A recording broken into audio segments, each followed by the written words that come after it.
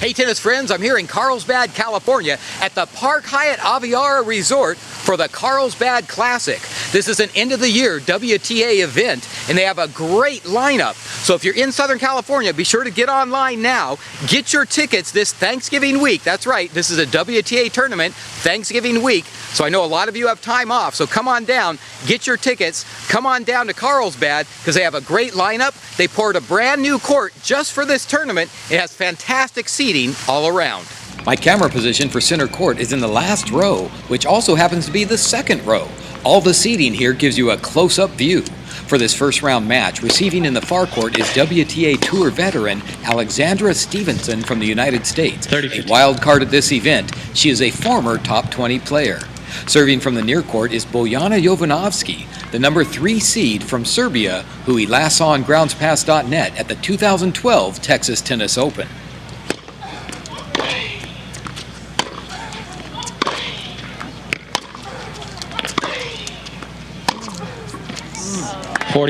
Now Alexandra Stevenson will serve from the far court.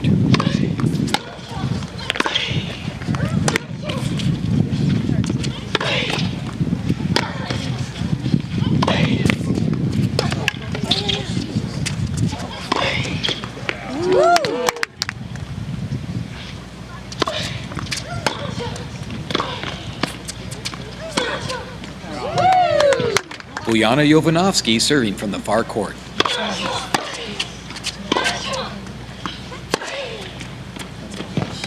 Alexandra Stevenson serving.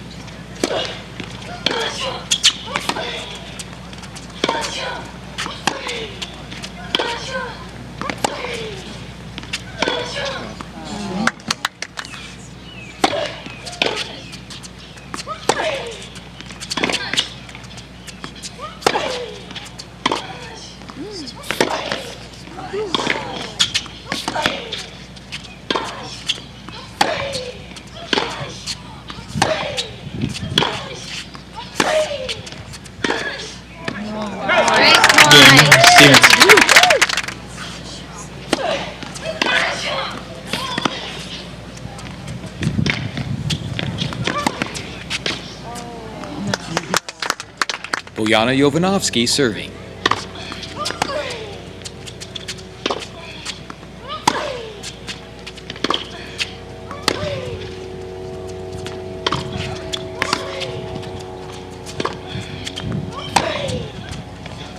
Game, Stevenson. Once again, Alexandra Stevenson serving.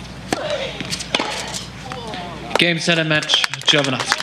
I'm here right now with the winner of that match, Bojana Jovanovski. Bojana, welcome back to the show. Good to have you back. Thank you. That was a tough match out there. That went 3 sets. Yeah, it was really tough, especially because it's the first match for me and I was on the holiday before this. I'm still not ready playing the matches.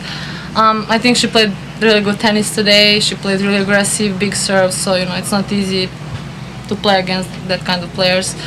But I try to be focused and to play my game, to be aggressive and to be patient and to try to take all the opportunities I have and in the end it was good. Well, that first set went to a tiebreak and it was a close tiebreak, but you won that. In the second set, she came back. She was running you back and forth a lot. Yeah, yeah. And as you just said, that you haven't played a tournament for a month. Yeah. So were you getting a little tired at the end of that second set?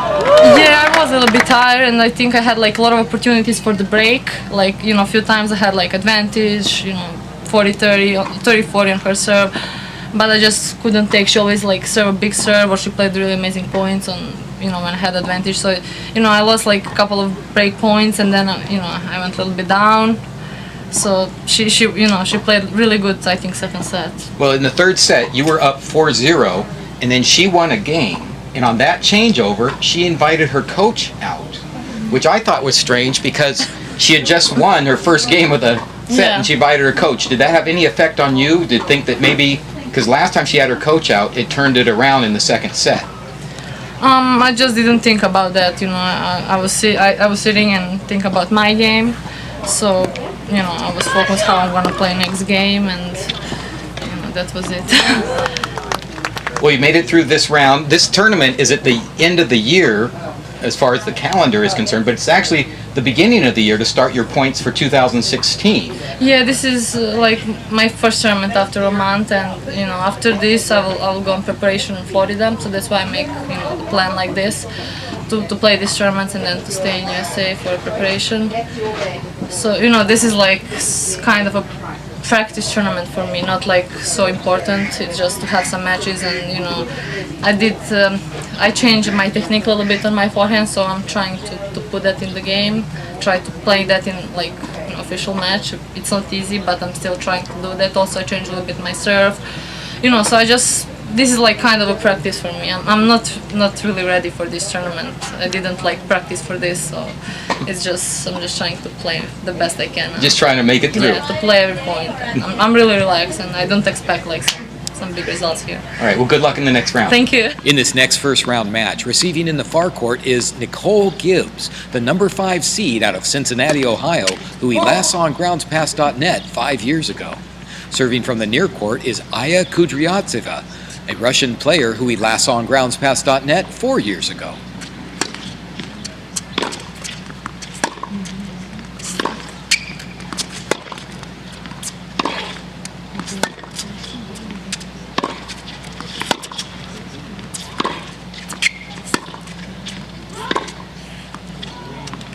Now Nicole Gibbs to serve from the far court.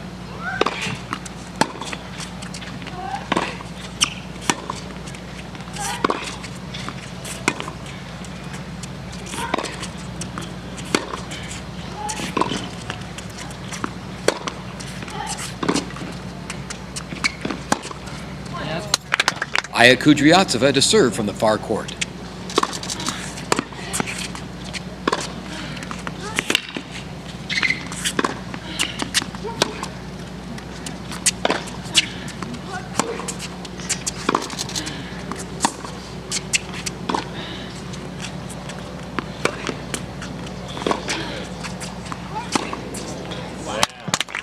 Nicole Gibbs serving.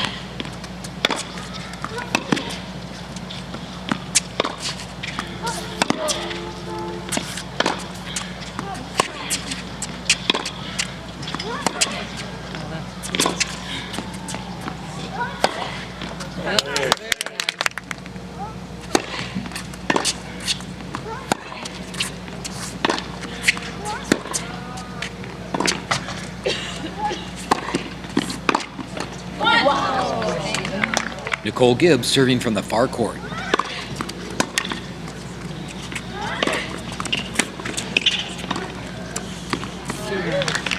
Nicole Gibbs serving from the near court.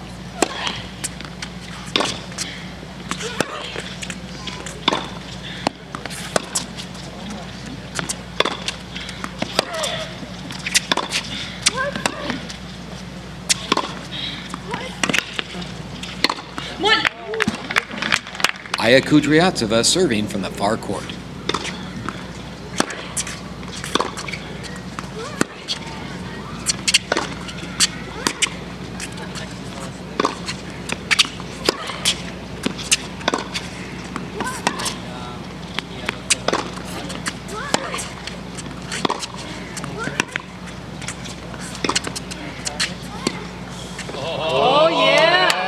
I'm here right now with the winner of that match, and we're out here on another court, but I'm here with Nicole Gibbs. That was an interesting match out there today. Yeah, it was a little different than what I was expecting. So here's what happened. On the center court, they don't have any lights at this event. So when it got dark, they moved it over to this court, And this court has a dark corner, and your opponent got a little upset at that and ended up, you won by default. But it was a tough match playing out there anyway. Yeah, I think, at the beginning she started out a little slow, but then she raised her level and it got to be a pretty good match. At the end there we were playing some really good points, so it's always disappointing to see it end like that.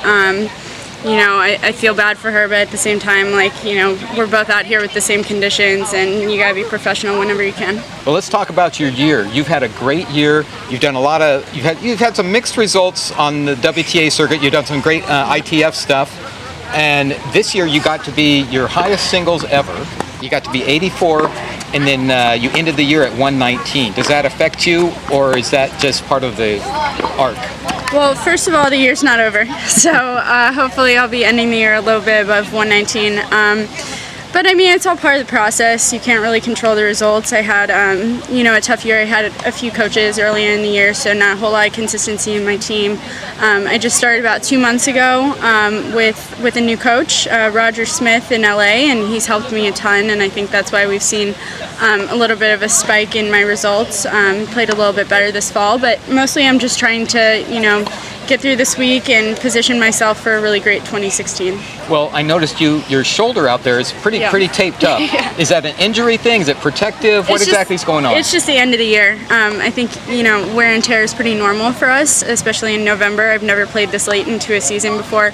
This is my 29th tournament this year, and I played World Team Tennis, so that's about 32 weeks of competitive tennis. So my body's definitely feeling it, but at the same time, my shoulder's just a little bit banged up, and everything else feels pretty good, so I feel very fortunate. Well, you looked good out there today. There was some, a couple of issues. She got some great stuff past you, but you were getting stuff past her, and you're looking good, so good luck in the rest of the tournament. Thank you. Well, that certainly made for an oddly exciting day out here at the Carlsbad Classic. I've never seen that happen in my years of reporting, where they have a center court that doesn't have lights, and when it gets dark, instead of postponing it till the next day, they moved it right over here to this court. This is one of the lighted courts here, and unfortunately, it doesn't have a camera position at the ends of the court, so I couldn't get any good shots, so that's why I only had the highlights when it was still daylight outside. In fact, if you look now, you can watch as the daylight keeps creeping away, shadows keep coming till it got where the players can't play. And on this lighted court that they moved the match to, there's kind of a dim light back there that you can see, keeping that corner pretty dark, and that was the problem that Aya Kudryavtseva had. She was very vocal about it, broke a couple of rackets, and unfortunately ended up defaulting the match. But that's the exciting thing about coming out here to live tennis. You never know what's going to happen. So be sure to get online, get your tickets. There's the website there. Get your tickets now. This is Thanksgiving week. That's right. They'll even have matches on Thanksgiving Day. So I know a lot of people in Southern California are visiting relatives. They have the time off. Come on down to Carlsbad, to the Carlsbad Classic. Get your tickets now. You don't want to miss out on the action the rest of the week. And I'll see you next time with more tennis outside the lines.